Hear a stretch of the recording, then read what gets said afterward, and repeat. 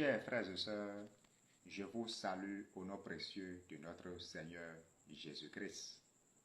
Le thème de l'enseignement du jour est intitulé « La course, le combat et la guerre ».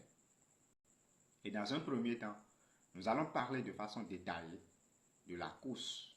Ensuite, exposer quand est-ce que la course devient un combat. Et enfin, quand est-ce que le combat devient une guerre? Et pour y parvenir, nous allons lire rapidement quelque chose dans le livre d'Hébreux, le chapitre 12, le verset 1 à 3. Je le lis au nom de Jésus. C'est pourquoi, vous aussi qui sommes entourés d'une si grande nuée de témoins, débarrassons-nous de tout fardeau et du péché qui nous saigne si facilement de tous côtés, et courons avec endurance l'épreuve qui nous est proposée. Gardons les yeux fixés sur Jésus, qui nous a ouvert le chemin de la foi et qui la porte à la perfection, parce qu'il avait en vue la joie qui lui était réservée. Il a enduré la mort sur la croix, en méprisant la honte attachée à un tel supplice, et désormais il siège à la droite du trône de Dieu. Pensez à celui qui a enduré, de la part des hommes pécheurs, une telle opposition contre lui-même, pour que vous ne vous laissiez pas abattre par le découragement. Nous venons de lire là maintenant Hébreux 12, le verset 1 à 3. Et qu'est-ce que nous pouvons retenir? Ici, nous sommes appelés à courir avec persévérance en regardant Jésus, qui est l'auteur et le consommateur de notre foi. Je dis, nous sommes appelés à courir avec endurance et persévérance une course, et à regarder, tout juste en regardant Jésus, qui est l'auteur et le consommateur de notre foi. Ça fait une chose que nous venons de retenir. De ce passage nous présente notre marche et notre vie chrétienne comme une course à concourir de deux manières. D'une part d'abord, à courir avec persévérance, et d'autre part en regardant Jésus, l'auteur et le consommateur de la foi. C'est ce que nous pouvons retenir de ce que nous voulons de lire. Nous avons une course à faire. Apôtre Paul parle encore dans une autre sens de cette course, mais cette fois-ci dans le livre de Philippiens 3, le verset 12 à 14. Je le lis au nom de Jésus. Non, je ne suis pas encore parvenu au but. Je n'ai pas atteint la perfection, mais je continue à courir pour tâcher de saisir le prix, car Jésus s'est saisi de moi. Non, frères et sœurs, pour moi, je n'estime pas avoir saisi le prix, mais je fais une seule chose, oubliant ce qui est derrière moi et tendant de toute mon énergie vers ce qui est devant moi.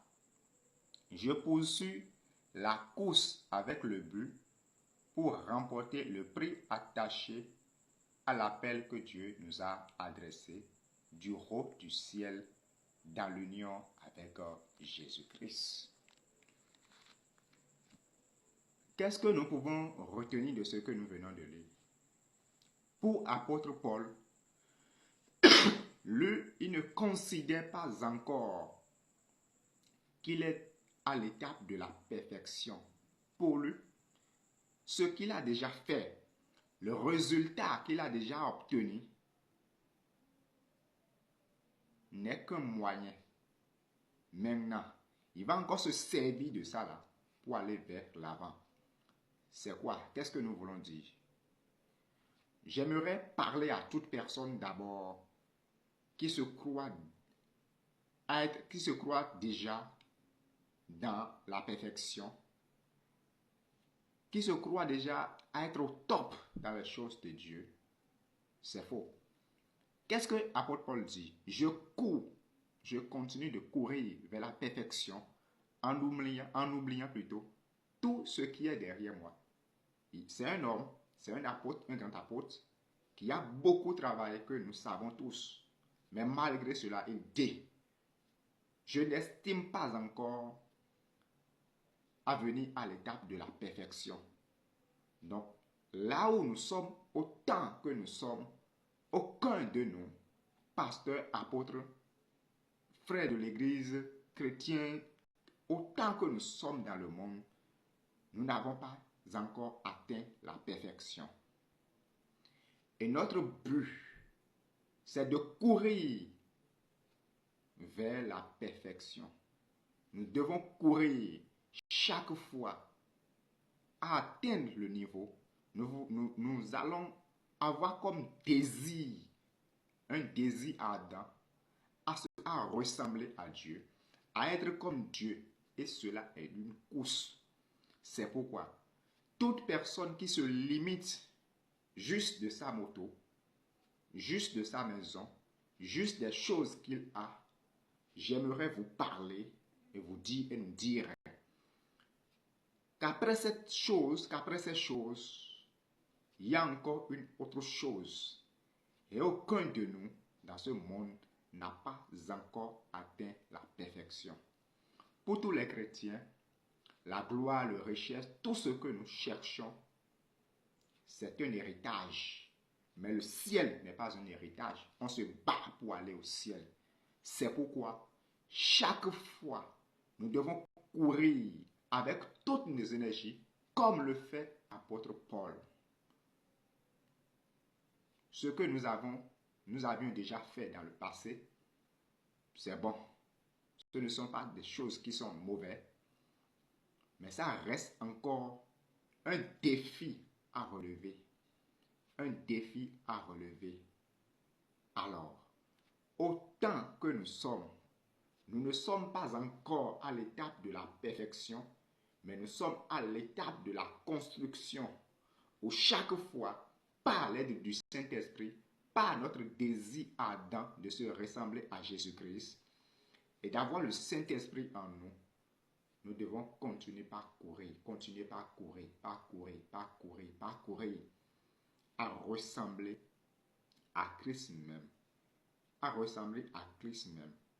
Notre but principal, notre objectif principal de ce monde, c'est de courir pour atteindre la perfection, pour ne pas rater le ciel. Avoir l'argent, c'est bien. Avoir les choses de ce monde, c'est bien. Avoir les bonnes choses, les voitures, les maisons, des femmes, des choses, c'est bien. Ce ne sont pas des choses qui sont mauvaises. Ce sont tous des atouts. Mais le but principal pour tout homme et surtout pour tout chrétien, tu dois chercher à ressembler à ton Père.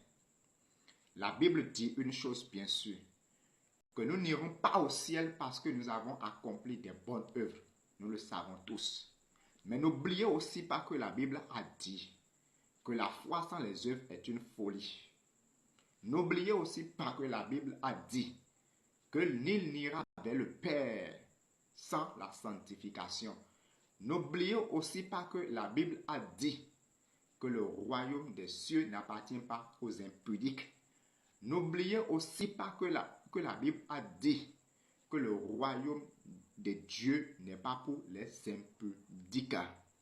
Alors, nous devons repentir, nous devons chercher, nous devons désirer à avoir le Saint-Esprit, à ressembler à Dieu. Nous n'allons pas seulement combiner, nous n'allons pas seulement cumuler les parties qui parlent de la grâce et mettre dans notre tête que tout est terminé.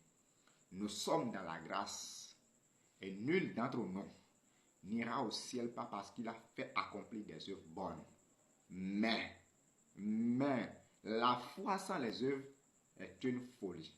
C'est pourquoi nous ne devons pas prendre dans la parole une partie qui nous est utile ou bien une partie qui est dans notre avantage ou bien qui est favorable pour nos arguments. Non, nous devons comprendre l'intégralité de la Bible. C'est pourquoi, pour lire la parole, il ne s'agit pas d'une philosophie ou bien de l'histoire-géographie. Pour le comprendre, il faut aussi le Saint-Esprit avant de le comprendre en bonne et due forme. Et en le lisant, nous devons l'équilibrer par l'aide du Saint-Esprit pour être des hommes fermes dans la foi, pour être des hommes fermes. Qu'est-ce que je veux dire? Nous sommes dans un monde où tout est corrompu. Nous sommes dans un monde des injustes, dans un monde, dans la terre des hommes où tout est mélangé, où à l'heure actuelle, on ne comprend plus ce qui est bien de ce qui est mauvais.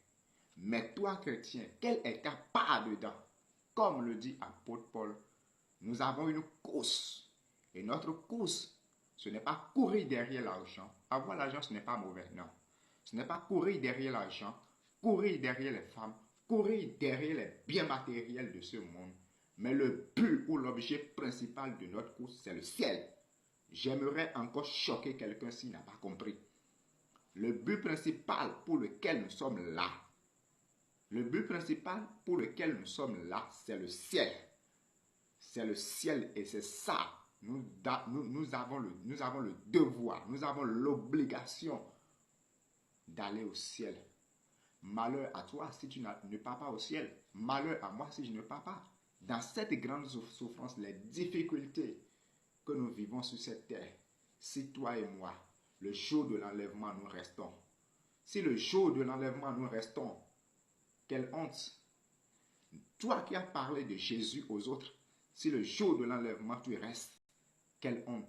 C'est pourquoi la Bible dit une chose.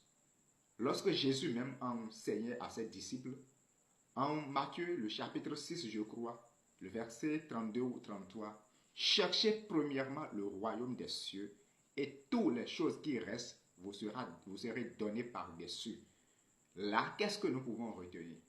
Dans la foi authentique, comme je l'avais dit l'autre fois, nous sommes bénéficiaires de la guérison, du miracle, de l'argent, de l'or et de tout. Donc, notre priorité, c'est de chercher le ciel, c'est de chercher la voie qui mène vers le ciel, la voie qui mène vers le Seigneur. Et après ça, toutes les choses qui restent nous seront données. Pourquoi nous n'avons pas ces choses? Au lieu de mettre notre priorité sur le royaume des cieux, notre priorité est encore sur les choses qui sont nos héritages. Nous sommes des héritiers de la gloire. Mais nous ne sommes pas des héritiers du ciel. Nous devons nous battre. Tout le monde, sans exception, nous devons nous battre pour aller au ciel. Et quelle est la première course à faire? C'est la course de la foi, où nous devons croire d'abord qu'il est Seigneur, le Fils du Dieu vivant. C'est la première des choses que nous devons noter et garder. Et après ça, n'oubliez aussi pas que la Bible a dit que la foi sans les œuvres est une folie. Nous devons ressembler, avoir la vie de nos pères. Comment se fait-il qu'on t'appelle chrétien? Comment se fait-il qu'on t'appelle pasteur ou des noms ou bien des dénominations quelconques? Je ne sais pas. Mais quand on compare ta vie à la vie des païens, vous êtes les mêmes choses. Non. Nous devons constater la différence. Nous ne sommes pas parfaits parce que nous ne sommes pas encore venus à la perfection. Pour cela, au moins, on doit constater la différence. Nous ne devons pas avoir les mêmes vies. Parce que la chose qui enseigne les païens de nous plus, ce n'est pas ce que nous disons, mais c'est nos comportements. En bref, ce que nous pouvons retenir de là, nous avons une course à courir avec